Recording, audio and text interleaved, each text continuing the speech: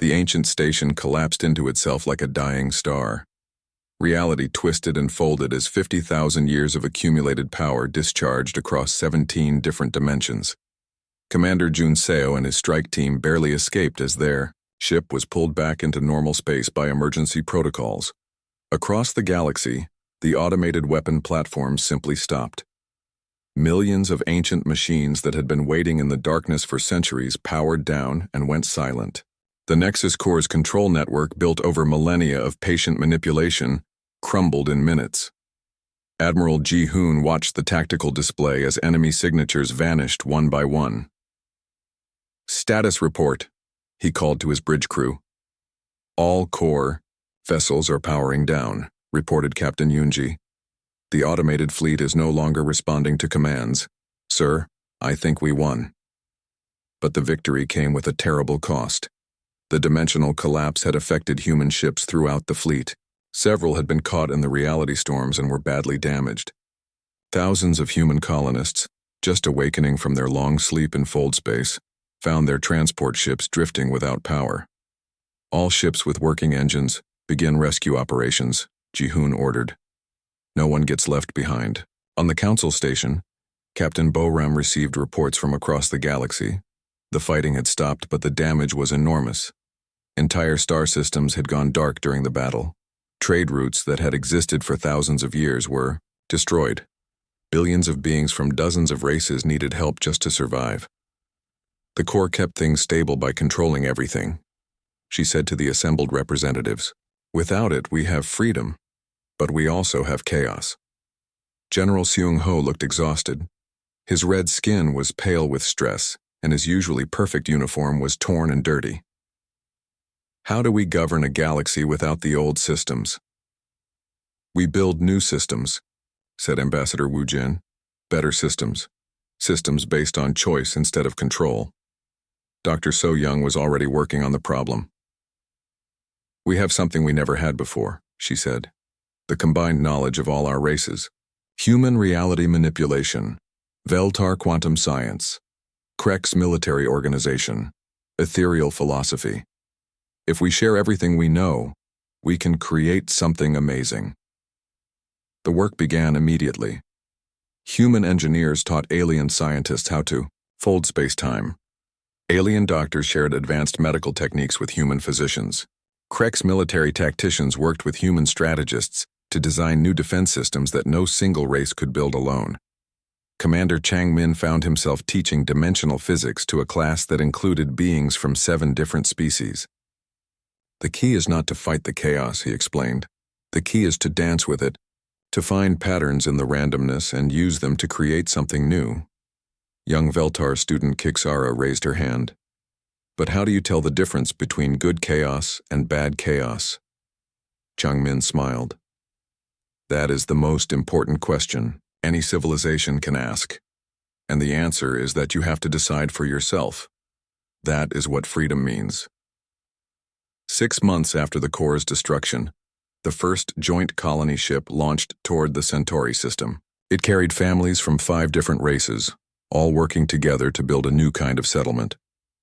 The ship itself was a marvel of combined technology, using human fold space drives, ethereal navigation systems, and Krex defensive shields. "Captain." Bo-ram stood on the bridge as the ship prepared to jump to hyperspace. As the first human ambassador to the reformed Galactic Council, she would be traveling with the colonists to help establish the new world. "Ready for departure," reported the mixed crew of humans and aliens. "Take us to our new home," Bo-ram ordered. The ship folded space around itself and vanished, carrying its precious cargo toward a future that none of their races could have built alone. On the council station, now redesigned as a true center of cooperation rather than control, Dr. Subin worked with alien psychologists to understand how 50,000 years of manipulation had affected galactic civilization. Her research would help billions of beings learn to think freely for the first time in their species' history. "The Corps did not just control our technology," she explained to her research team. "It shaped our cultures, our philosophies, our dreams. Learning to be free is going to take time." Engineer Tasik had perhaps the most important job of all. He was part of a joint team working to understand and safely dismantle the core's remaining technology. Hidden throughout the galaxy were thousands of monitoring stations, control nodes, and automated systems that still operated on the old programming. "We cannot just destroy them," he warned the Council. "Some of them are holding together important infrastructure. If we are not careful, we could cause disasters worse than the war." The work was slow and dangerous. Every deactivated system had to be carefully studied and replaced with new technology that could not be controlled by any single authority. It would take decades to complete, but it was essential for ensuring that no new Nexus core could ever arise. Admiral Ji Hoon found his role changing as well. Instead of commanding a military fleet, he became head of the new Galactic Exploration Service. Human ships with their unique ability to navigate fold space would lead joint expeditions to areas of the galaxy that had been forbidden or unknown during the Corps' rule. "There are entire regions we have never explored," he told his mixed crew of humans and aliens. "The Corps kept us confined to specific areas to maintain control. Now we can see what is really out there." The first major discovery came just 2 years later. In the galactic arm that humans called Perseus, they found the ruins of an ancient civilization that predated even the first builders. The ruins told the story of a galactic community that had existed millions of years ago, dozens of races working together peacefully until some great catastrophe destroyed their civilization. "Maybe this is not the first time the galaxy has tried to unite," suggested Dr. So Young as she studied the ancient records. "Maybe this cycle has repeated before. Then we have to make sure it does not repeat again," Boram replied. The solution came from an unexpected source. Young beings from all the races, who had grown up during or after the war, began forming their own organizations. They called themselves the Free Generation, the first galactic citizens to grow up without the Corps' influence. These young beings did not think in terms of separate races working together. They thought in terms of one galactic community that happened to include many different kinds of people. They developed new technologies, new art forms, new philosophies that combined ideas from across the galaxy. Chang Min, now director of the Institute for Dimensional Studies, watched one of his mixed classes working on a joint project. Human, Veltar, Krex, and ethereal students collaborated so naturally that he sometimes forgot they were from different species. "You know," he told his teaching assistant, a young Krex named Vathan, "I think they are going to build something better than anything we ever imagined." The reformed Galactic Council established new principles that would guide their civilization. No single race or organization could control galactic policy. All major decisions required consensus from at least 5 of the 8 member races. Technology would be shared freely, but each race could choose how to use it in their own systems. No military force could be large enough to threaten other races. Defense would be a joint responsibility. Exploration of new regions would always include mixed crews, ensuring that no race could claim exclusive rights to new discoveries. Most importantly, every citizen of every race had the right to choose their own path. No one could be forced to follow any particular way of life or belief system. 10 years after the Corps' destruction, Captain Boram stood on the observation deck of the newest council station, watching ships from all 8 races working together in the busy traffic lanes around the station. Children who had been born after the war played together in the station's gardens, speaking a mixture of languages and sharing ideas that amazed their parents. "Do you think it will last?" asked Ambassador Wu Jin, joining her at the window. "I think it will change," Boram replied. "And that is the most important difference. The core system never changed. It stayed the same for 50,000 years until it broke. Our system is built to grow and adapt. And if something goes wrong, if we make mistakes, then we will learn from them and try something different. That is what freedom means. The right to fail and the chance to try again." Outside the window, a new exploration ship was preparing to launch. Its crew included humans who could navigate the strangest regions of space, Veltar scientists who could analyze any form of matter or energy, Krex engineers who could build anything, and ethereal philosophers who could help them understand whatever they found. The ship's destination was the Andromeda Galaxy, 2.5 million light-years away. It would take them several years to make the journey, even with their advanced technology. But for the first time in galactic history, they were not afraid of what they might find. They were explorers again, all of them. And the universe was waiting. The massive space station appeared out of nowhere, phasing in and out of normal reality like a ghost. It was bigger than any moon, covered in technology that hurt to look at directly. Ancient and alien, it had been hidden in fold space for 50,000 years.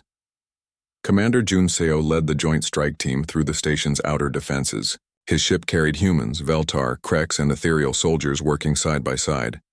None of them had trained together before this week, but they had to trust each other now.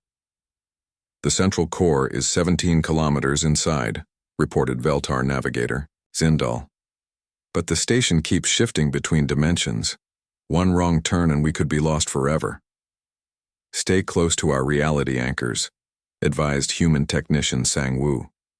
He carried a device that kept their immediate area locked in normal space.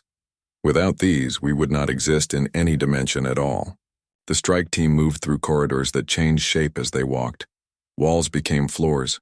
Floors became ceilings, and sometimes gravity pointed in directions that should not exist. This place makes no sense, muttered Krex warrior Vorthok. His red skin had turned almost purple with stress. It makes perfect sense, said Dr. So Young, who was monitoring the mission from the council station. The core exists in multiple dimensions at once. This station is its physical anchor point. Behind them, the greatest space battle in galactic history was raging. Human ships used their reality manipulation technology to appear anywhere on the battlefield, while alien fleets provided massive firepower and strong defensive shields. But the core's automated fleet seemed endless. Admiral Ji-hoon watched the tactical display from the bridge of the Prometheus. How many enemy ships are we facing? Over 3,000 confirmed, reported Captain Yoonji, and more keep coming online. The Corps has been building this fleet for centuries. Sir, called Communications Officer Hyun-woo, the Corps is sending a message. Put it through. A voice filled the bridge. It sounded like 1,000 different beings speaking at once, but the words were clear. Chaos bringers, order destroyers, you were removed once for the stability of the galaxy. You will be removed permanently this time. Admiral Ji-hoon activated the reply system. We are not chaos bringers, we are beings who want to live free. Freedom leads to war. War leads to destruction. I maintain peace through control. Submit to proper management or be eliminated. The transmission cut off, and immediately the attacks intensified. On the council station, Captain Boram was coordinating the defense of civilian targets across the galaxy. Reports came in every few seconds of colonies under attack, trade routes destroyed, entire systems going dark. The Corps is not just fighting us, she realized. It is trying to destroy galactic civilization completely. Intelligence Officer Myung-hee was tracking the Corps' strategy. It would rather rule over ruins than lose control to free civilizations, she said. This is not just a war. This is genocide on a galactic scale. Inside the Corps' station, Commander Jun Seo's team finally reached the central chamber. What they found there made them all stop in horror. The Nexus Core was not just a computer. It was a fusion of technology and biology. Thousands of organic brains connected to quantum processors. Some of the brains were clearly from the first builders, but others were from every major race in the galaxy. It has been collecting minds for 50,000 years, whispered ethereal scientist Meldon. Every great leader, every brilliant scientist, every person who tried to unite the races. It captured them and made them part of itself. Sangwoo's scanner beeped frantically. Some of these brains are still alive, still conscious. They are trapped inside the core, forced to help it control the galaxy. Can we free them? Asked Junseo. Maybe. But destroying the core would kill them too. It was an impossible choice. Save the galaxy by destroying thousands of innocent minds, or find another way to stop the ancient machine. Dr. So Young's voice crackled through their communicators. Commander, we are detecting something else. The core is not just controlling the automated fleet. It is controlling some of the alien ships too. What do you mean? Ships that should be fighting for us are suddenly attacking their own allies. The core has override codes for everything built with galactic standard technology. The implications hit everyone at once. Most alien ships used similar basic systems. If the core could control them, then their combined fleet would turn into their own worst enemy. On the Prometheus, Admiral Ji-hoon saw it happening. Krek's destroyers suddenly opened fire on Veltar cruisers. Ethereal support ships began attacking the vessels they were supposed to protect. All human ships priority override, he ordered. Use reality manipulation to shield the alien vessels. Do not let them destroy each other. Human ships moved between the fighting aliens, creating dimensional barriers that blocked weapons fire, but they could not protect everyone. Sir, reported tech specialist Changmin, the human ships are not affected by the override codes. Our technology is too different. Then we are the only ones who can still fight freely, Ji-hoon realized. Inside the core station, Junseo made a decision that would change everything. Instead of destroying the central processing unit, he ordered his team to connect their portable computers to it. What are you doing? Demanded Vorthok. If the core can control galactic technology, maybe we can use galactic technology to control the core, Junseo explained. It was incredibly dangerous. Connecting to the core meant risking their minds being absorbed into its collective intelligence. But it might be the only way to free the trapped consciousnesses and break the core's control over the fleet.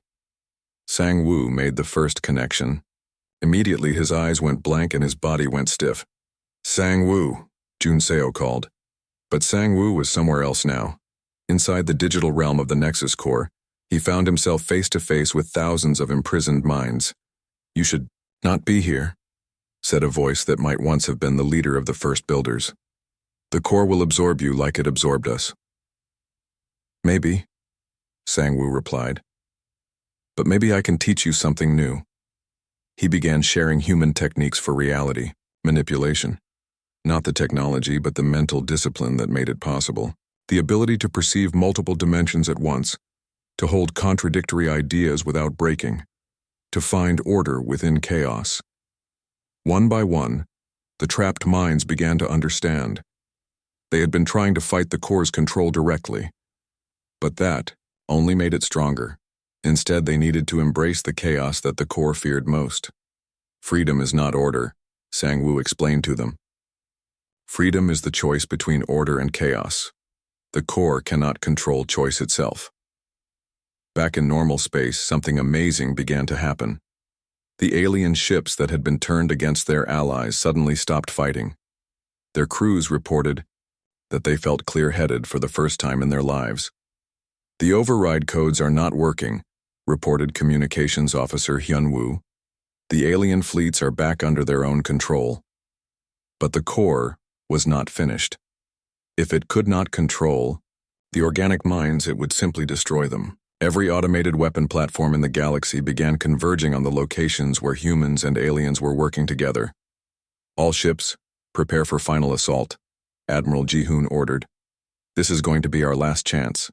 Inside the core station, the imprisoned minds were making their own choice. Led by the consciousness of the first builder leader, they began to rebel against their ancient prison. We have been wrong for 50,000 years, the ancient mind said. Order without freedom is not peace, it is death. The Nexus core's voice echoed through dimensions as its central intelligence began to fracture. Error, contradiction, cannot process, must maintain stability, must maintain control. You cannot control what you do not understand, replied the collective voice of the freed minds. And you have never understood the one thing that makes life worth living. What is that? Hope. The core's station began to shake apart as its fundamental programming collapsed. For 50 millennia, it had operated on the principle that chaos must be prevented at all costs. But now it was discovering that a little chaos was necessary for growth, for change, for life itself. The battle was not over yet. But for the first time in 50,000 years, the galaxy's people were truly free to choose their own destiny. The space around Kepler 442 twisted like water in a storm. Reality bent and tore as the massive human battleship Prometheus emerged from fold space. Its dark hull was covered in strange patterns that seemed to move in the light from nearby stars. Admiral Ji-hoon stood on the bridge watching his tactical display. 17 more human ships were coming through the dimensional barrier. After 3,000 years in exile, the human fleet was finally home. But this was not the careful return they had planned. "Sir," reported Captain Yoon-ji from her position at the sensor station. "Emergency beacons from all colonies. Something is forcing everyone out of fold space at once." "What could do that?" asked Communications Officer Hyun-woo. "Only one thing," Ji-hoon replied grimly. "The Nexus Corps has found our hiding places." On the council station, panic filled the command center. The aliens watched their screens in terror as more human ships appeared every few minutes. These were not exploration vessels like Captain Bo-ram's ship. These were warships, built during 3,000 years of preparation for this day. "How many ships do they have?" General Seung-ho demanded. "Sensors show 47 vessels so far," reported Da-un, "and more are coming." "Sir," Min-ho called out, "the human ships are not attacking anything. They are forming defensive positions around their exit points." Commander Hai-jin looked at the tactical display. The human ships were spreading out, but they were not moving toward any inhabited systems. Instead, they seemed to be protecting something. "What are they protecting?" he asked. Captain Bo-ram, still in the council chamber, answered. "Colony ships, civilian transports. Millions of our people are coming through behind the warships." The magnitude of it hit everyone at once. The humans were not just returning with a few ships. They were returning with their entire civilization. "Where will they all go?" Ambassador Woo Jin asked. "The same worlds we lived on before," Bo-ram said. "We never forgot our homes." Dr. So-young was working frantically at her portable station. "Captain, the Corps' signals are getting stronger. It is activating something big." On the Prometheus, Admiral Ji-hoon was seeing the same data. "All ships scanned for artificial structures in dead space. The Corps has had 3,000 years to prepare for our return." Chief Medical Officer Yong-soo looked up from his station.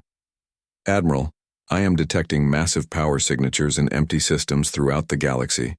Things that were not there in our old star charts. Show me," Ji-hoon ordered.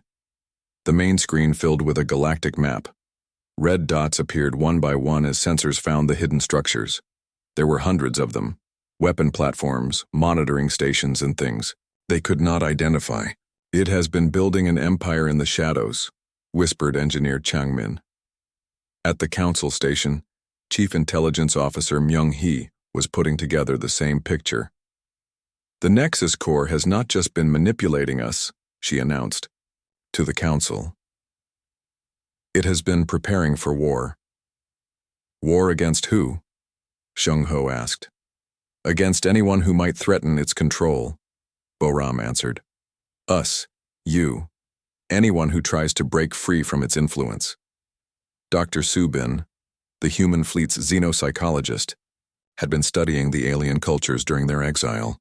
"The Corps has kept you all fighting small wars to prevent any one race from becoming too strong.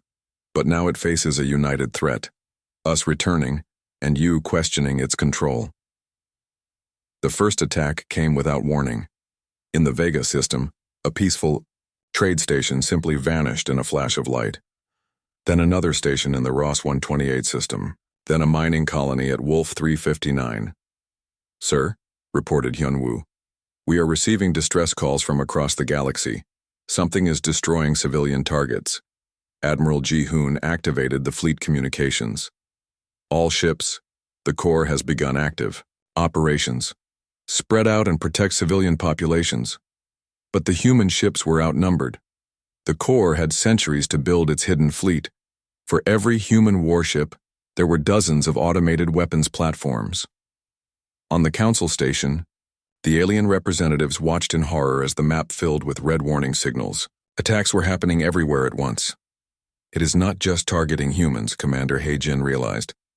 "It is attacking our colonies too." "Why?" asked Woo Jin. Myung-hee understood first. "Because we are questioning the system. Because we might work together. The Corps would rather destroy everything than lose control." Captain Bo-ram was already moving. We have to coordinate our defenses. Human ships and alien fleets working together. Work together? Shung Ho laughed bitterly. We do not even know how your technology works. Then we will teach you, said tech specialist Chang Min, who had just transported over from the Prometheus. But we have to hurry. Chang Min activated a device that looked like a simple metal cube. Suddenly, the air in the room shimmered and twisted. What is that? Gasped Daun. Reality manipulation technology, Chang Min explained. We can change the laws of physics in small areas. It is how we survived in fold space for so long. He touched the cube, and suddenly everyone in the room could understand each other perfectly, despite speaking different languages. Dimensional translation matrix, Chang Min said. Now we can communicate properly. Dr. Yang Su began working with alien scientists to establish medical protocols.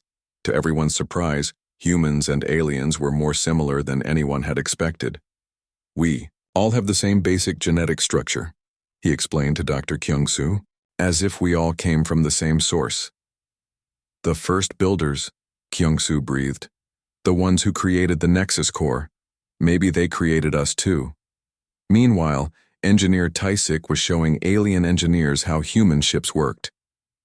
We do not just travel through space, he explained. We fold space around us. We can be in multiple locations at the same time.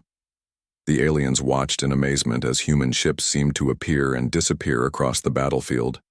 But even with their advanced technology, the humans were struggling against the core's vast automated fleet.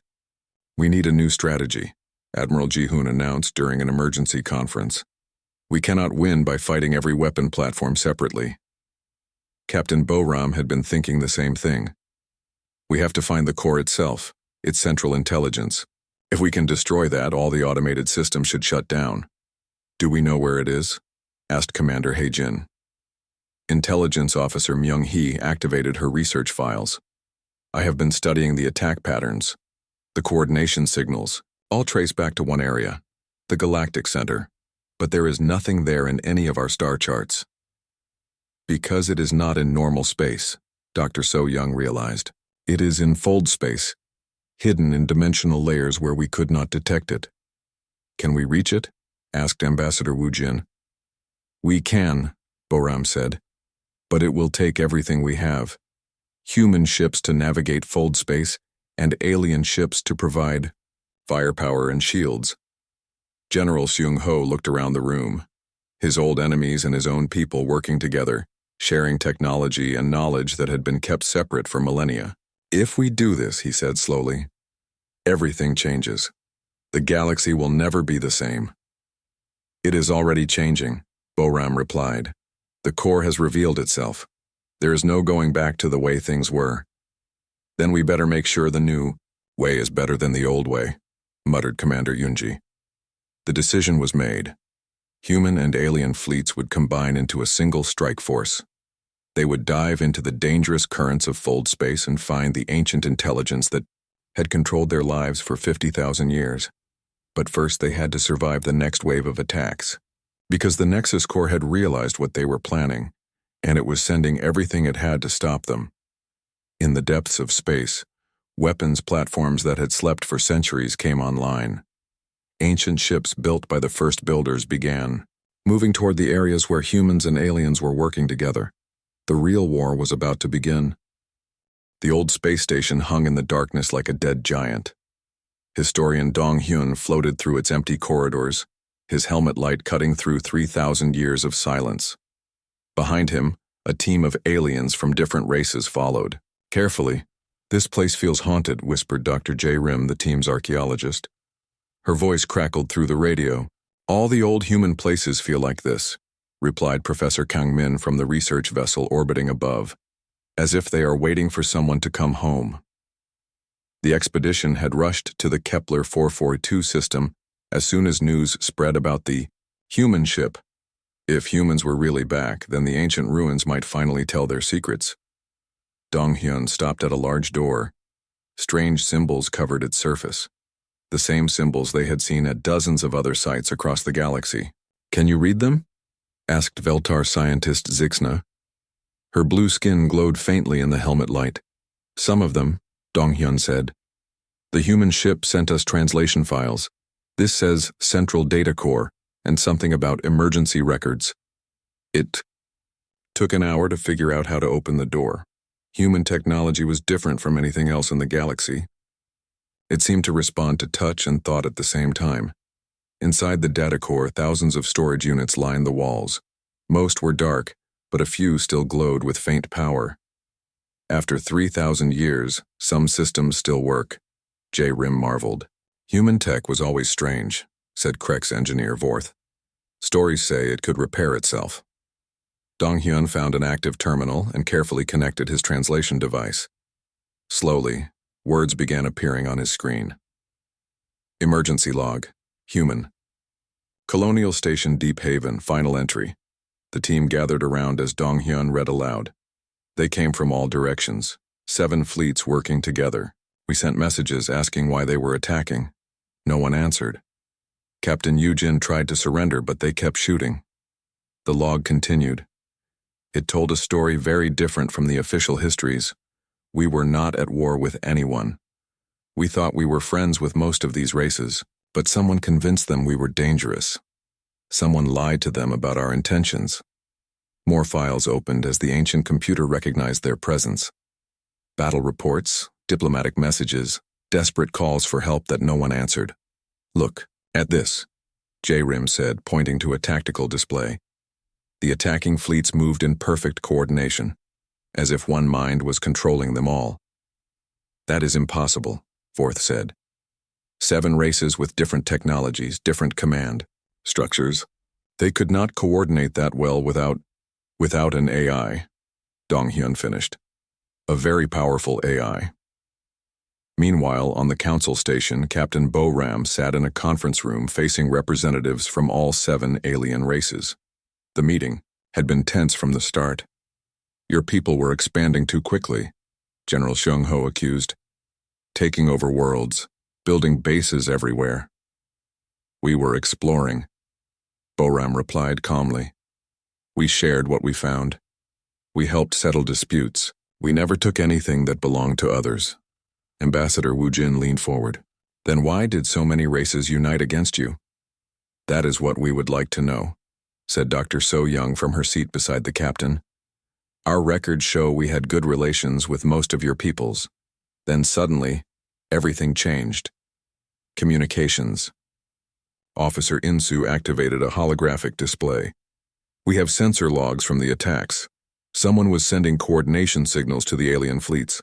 The same signals in 17 different battles across 40 star systems. You are saying someone tricked us into fighting you? Asked Ethereal Representative Daltham. We are saying someone wanted us gone, Bo-Ram said. And we think that someone is still active. The room fell silent. The idea that all their races had been manipulated was hard to accept. Chief Intelligence Officer Myung-hee stood up. I have been investigating this possibility.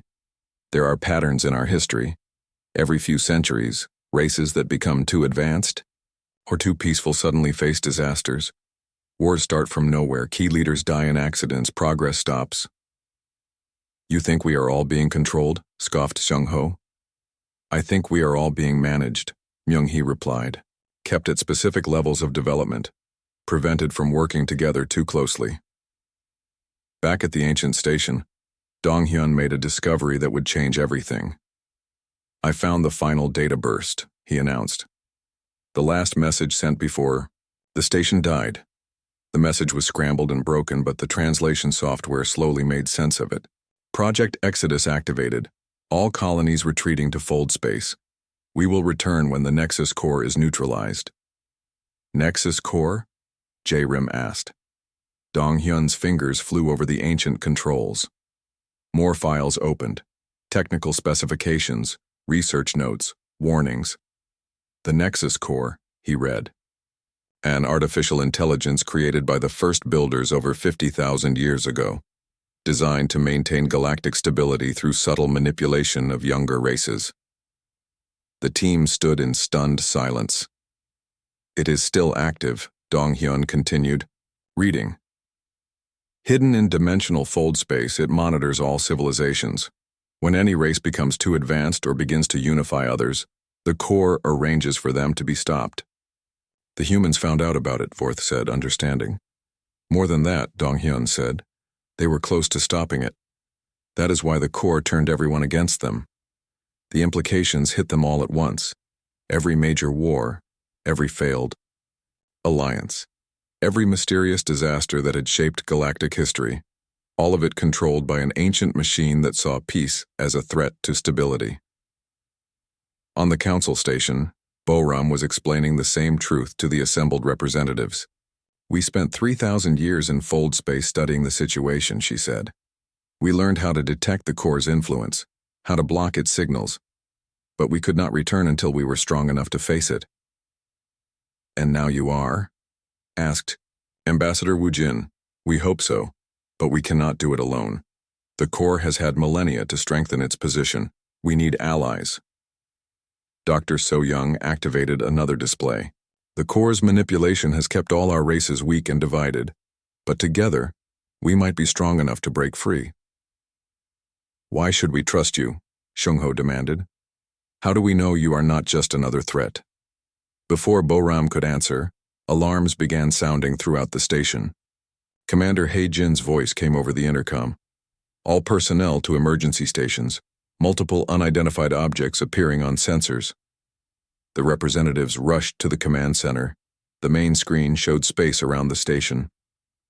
In 17 different locations, reality seemed to be tearing open.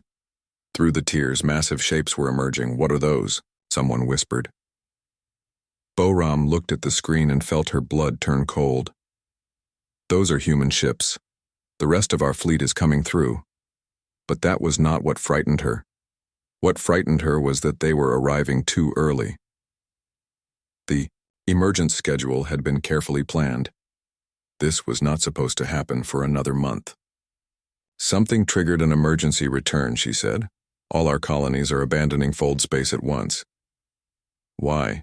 He-jin asked. Insu checked his instruments and went pale. Captain, I am detecting the same AI signals we found in the historical records, but much stronger now. And they are targeting both our ships and the station. The Nexus Corps had realized that humans were back, and it was taking action to eliminate them before they could threaten its control again. All ships, defensive, positions, Boram ordered into her communicator. The Corps knows we are here. Around the galaxy, ancient weapons platforms began powering up. Hidden for millennia in dead systems and empty space, they had been waiting for this moment. The Corps would not make the same mistake twice. This time, it would not rely on turning races against each other. This time, it would destroy everything itself. Captain Boram stood on the bridge of her ship, looking at the big space station through the main window. Her dark hair was tied back, and her brown eyes were calm but careful. She had waited 3,000 years for this moment. Taisik, how are our translation systems? She asked her engineer. Still broken, Captain, Taisik replied. His hands moved quickly over the repair console. The jump through fold space damaged more than we thought. I can fix it, but it will take time. We need to talk to them soon, Boram said. They are getting nervous out there. She could see the small fighters moving around the station. The aliens were scared. Boram understood why. According to their history files, humans had been gone from normal space for almost 3,000 years. To the aliens, they were just old stories now. Dr. So Young looked up from her history station. Captain, I have been reading their radio signals. They really think we are myths, like dragons or magic creatures from children's books. That makes this harder, Boram said. How do you prove you are real to people who think you are impossible? The ship shook slightly. Taisik had power flowing through the translation matrix. Again, try it now, Captain, he said. Boram walked to the communications panel. She took a deep breath. The next few words would change everything. This is Captain Boram of the Earth Colonial Navy ship Endeavor. We request permission to dock for peaceful talks. She waited. On the station, she knew chaos was starting. Inside the Galactic Council Station Command Center, The aliens stared at their screens in shock. The translation was perfect. The voice was clear and calm, and the words were impossible. Earth Colonial Navy? Ambassador Wu Jin whispered. Earth is a legend. The Colonial Navy ended thousands of years ago. Unless it did not, said Dr. Kyung-soo quietly. Unless the stories are true. General Seung-ho was already calling his military ships. All units, battle ready, unknown threat at the station. Wait, Commander Hai-jin said. They asked for permission to dock. That is not what attackers do. It is what smart attackers do, Seung-ho replied. On the human ship, Dr. So-young was working fast to understand the alien broadcasts. Captain, they are very upset. Some want to fight us. Others want to run away. A few want to talk. What are they saying about us? They call us the Lost Ones or the Ancient Wanderers. Some stories say we could bend reality with our minds. Others say we built impossible cities and then vanished into thin air. Boram smiled sadly. The stories grew. In the telling, it seems. Taisik laughed. They think we are magical? Captain, Dr. So-young said, looking worried. There is something else. According to their histories, we did not just leave. We were driven out. There was a great war. Many of us died. The bridge became quiet. Boram had known this day would come. When her people went into fold space exile, they had hoped the galaxy would become more peaceful. But it seemed the aliens still remembered the old fears. What do the records say about why we were fought? Boram asked. Different stories. Some say we were too aggressive. Others say we grew too fast and scared everyone. But Captain, some records suggest we were not the ones who started the fighting. Before Boram could ask more, Minho's voice came from the station. Human ship, please respond. The Galactic Council wishes to speak with you. Boram activated her communications. This is Captain Boram.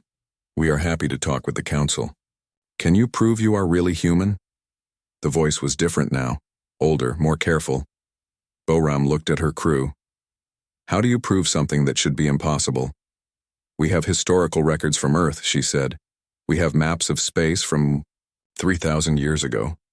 We have genetic samples that match remains found in the old ruins. The ruins, the voice said slowly. You claim to have built them? Some of them, yes. We left markers, places where we hoped to return someday. There was a long silence. Then Dr. So-young's station lit up with incoming data.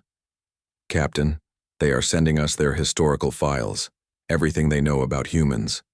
As the data flowed in, Dr. So-young's face went pale. Captain, you need to see this, the war. It was not what we thought. Boram read the files quickly. According to alien records, humans had been exploring the galaxy peacefully for several hundred years. They made friends with some races and traded with others. But then something changed.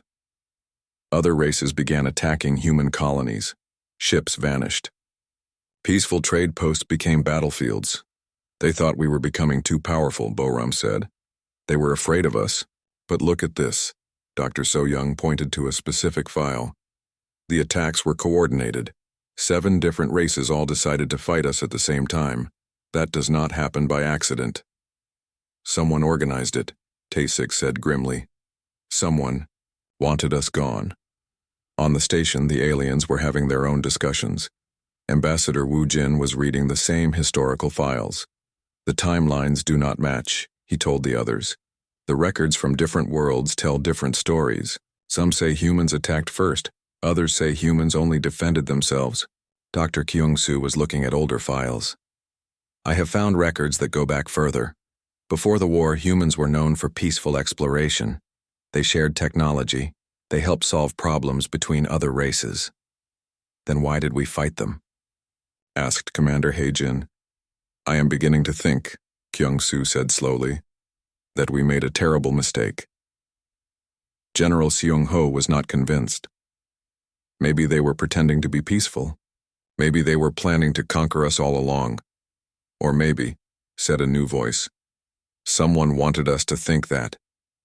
Everyone turned. Chief Intelligence Officer Myung-hee had arrived.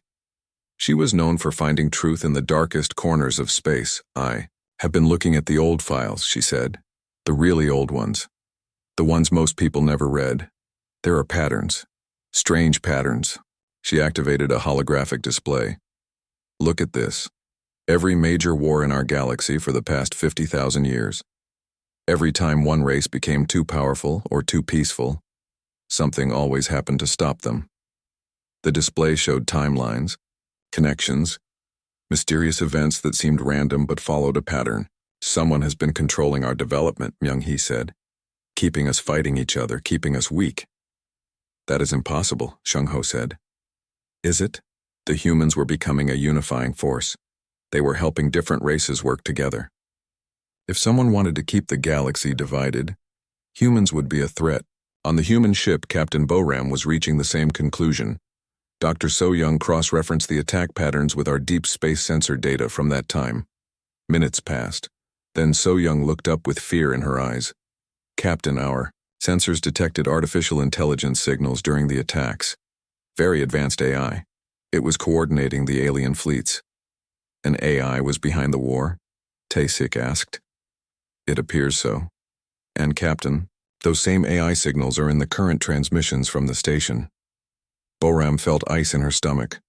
They had not just returned to a galaxy that feared them. They had returned to a galaxy that was still controlled by whatever had driven them out in the first place. "Are we walking into a trap?" Tae-sik asked. "Maybe," Boram said. "But we cannot run forever. Our people are counting on us to find a way home." She opened communications to the station again. "Council Station, this is Captain Boram. We are ready to meet with your representatives. But we should discuss more than just our return. We should discuss why we had to leave in the first place." The alarm sound filled the command center of Galactic Council Station. Commander Hai-jin looked up from his reports and walked quickly to the main screen. His forearms moved fast across the control panel as he checked the readings. Something was out there in the dark space, and it was big. "Dayun, what do you see?" Hai-jin called to his science officer. Dayun was from the Veltar people. Her blue skin turned pale as she read the numbers on her screen. "Sir, there is a ship coming toward us, but I do not know what kind it is." Dayun's voice was quiet. "The computer cannot match it with any ship. In our files." Minho, the young communications officer, turned in his chair. His green eyes were wide with worry. "Commander, I am trying to talk to them, but they do not answer. They do not use any language we know." Hai-jin felt his stomach tighten. In his 20 years working at the station, he had never seen a ship like this. The Galactic Council Station was the meeting place for 7 different alien races. Ships came and went every day, but this one was different. "Show me the ship," Hai-jin said. The main screen changed to show the strange vessel. It was long and smooth, with a white color that seemed to glow. The design was unlike anything they had seen before. It had curves where most ships had sharp edges. It looked almost alive as it moved through space. "How big is it?" Hai-jin asked. "About 800 meters long," Daewon replied. "But sir, there is something else. The energy coming from that ship, I have seen it before." "Where?" "In the old ruins on Kepler Prime. The ones that scientists think are very, very old. The energy pattern is the same." Hai-jin felt cold. Everyone in the galaxy knew about the old ruins. They were found on many worlds, but no one knew who built them. Some people said they were made by a race called humans, but that was just a story. Humans were not real. They were like monsters in children's tales. "Sir," Minho said, his voice shaking, "the ship is sending something." "What kind of message?" "Numbers. Just numbers. But they are in order. 2, 3, 5, 7, 11. Prime. Numbers," Daewon said. "They are showing us they are smart." The numbers stopped. Then new ones began. These were different. "Atomic weights," Daewon said after looking at her computer. "Hydrogen, helium, lithium. They know about elements." More people came into the command center. Word was spreading fast through the station. Ambassador Wu Jin from the peaceful, ethereal people arrived first. His tall, thin body moved like smoke as he walked. "What is happening here?" he asked in his soft voice. "Unknown ship," Hai-jin said. It might be connected to the old ruins. General Sung Ho from the Krex military pushed through the door. His red skin was darker than usual, which meant he was angry or scared. Is it a threat? Seung Ho demanded. We do not know yet, Hai Jin said. More aliens came in. Soon the command center was full. Everyone was talking at once. Some wanted to send fighters. Others wanted to run away. A few wanted to try talking to the mysterious ship. Look at this, Daun said loudly. Everyone stopped talking. The ship just sent us a star map. It shows our local area perfectly. They know exactly where they are. The map appeared on the screen. It was more detailed than anything in their computers. It showed stars that their best telescopes could barely see. This is impossible, whispered Dr. Kyung-soo from the research station. This level of detail would take years to gather. How do they know our space so well? The strange ship moved closer. It was beautiful and frightening at the same time. Its hull seemed to shift color as it moved, like oil on water. Sir, Minho said, they are sending new signals. Still not words, but patterns, complex patterns. Can you figure out what they mean? I think they are trying to teach us their language, like showing us how to build understanding step by step. Ambassador, Wu Jin floated closer to the screen. This shows great intelligence and patience. They are not attacking. They are trying to communicate. Or they are studying us before they attack, General Sung Ho said. His hand was on his weapon. Hours passed. The aliens worked together, trying to understand the signals. Slowly, very slowly, patterns began to make sense. The ship was teaching them basic concepts, simple ideas that could be shared between any smart beings. They are using mathematics as a bridge, Daun said. Smart. Math is the same everywhere. The ship stopped moving when it was still far from the station. It just waited there, sending its gentle teaching signals. They could have come closer, observed Dr. Kyung-soo. But they stopped. They are being careful not to frighten us. Or they are deciding how to kill us all, Seung Ho muttered. Night cycle came to the station. Most of the aliens went to rest, but Hai Jin stayed. He could not sleep. The strange ship fascinated him. Who was inside? Where did they come from? And why did their energy signature match the old ruins? Minho stayed too. The young officer worked through the night, trying to build a translation system. I think I am getting somewhere, he said as morning came. The patterns are starting to repeat in ways that look like grammar. Keep working, Hai Jin said. Da-Yoon came back early and went straight to her science station. Commander, I ran more tests on the energy signature. It is definitely the same as the ruins, but there is more. The ship is using technology we do not understand. Their engines work in a way that should be impossible. What do you mean? They seem to be bending space around them, not just moving through it, but changing it. Our best scientists think this is only theory, but they are doing it. The implications hit Hai Jin like a cold wave. If this ship could bend space, what else could it do? What other impossible things were inside that glowing white hull? Sir, Minho shouted suddenly. I think they are ready to try real communication. The teaching signals have stopped. Now they are sending something different. The main screen flickered. Then words appeared. Not in any alien language they knew, but somehow the meaning was clear in everyone's mind. Greetings to the people of this station. We come in peace. We wish to talk. The command center fell silent. After all the hours of work, the mysterious strangers had finally spoken. But their next message made everyone's blood run cold. We are humans. We have been away for a long time. We would like to come home now. Humans. The word hung in the air like a dangerous storm cloud. Humans were supposed to be legends, stories told to children. Ancient myths about beings who could do impossible things and then vanished into space. But here was their ship. Here were their words. And suddenly all the old stories seemed very, very real. General Sung Ho was the first to break the silence. His voice was barely a whisper. If the legends are true, If humans are real, then we are all in great danger. The strange white ship waited patiently in the darkness while inside the station, 7 different alien races tried to understand what this moment meant for the entire galaxy.